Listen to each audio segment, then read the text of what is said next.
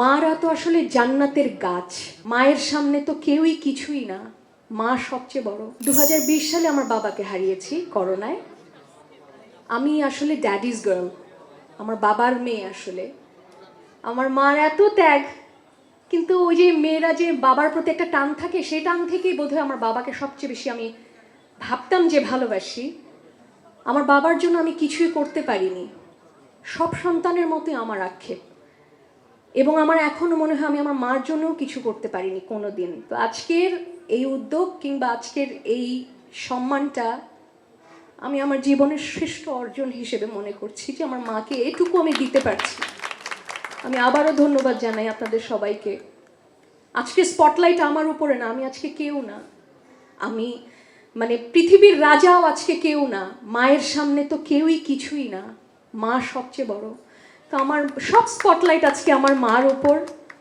আমার মার অক্লান্ত পরিশ্রম, অনেক স্যাক্রিফাইস আজকে হয়তো এখানে দাঁড়াবার সে সুযোগ আমাকে করে দিয়েছে। মারা তো আসলে জান্নাতের গাছ, সে গাছের ফল।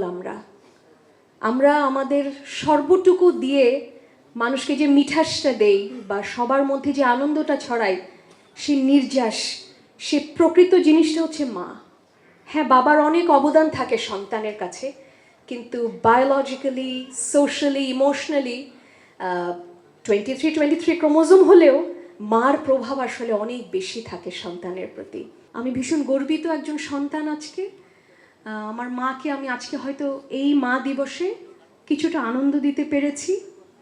মার জন্য আমি কিছুই করতে পারিনি এবং কোনোদিন পারবও না। হয়তো সন্তান হিসেবে আমরা কেউই কিছু করতে পারি না বাবা মায়ের জন্য। দোয়া করতে পারি, আমরা সব থেকে আমাদের কাজটা করে যেতে পারি, কারণ এই শিক্ষাই প্রতিটা বাবা মা তার সন্তানকে দেয়। মা, আমি আমার সর্বোচ্চটুকু চেষ্টা করে তোমাকে আজীবন সম্মান এনে দেওয়ার চেষ্টা করে যাব। এটাই আমার উপহার তোমার প্রতি।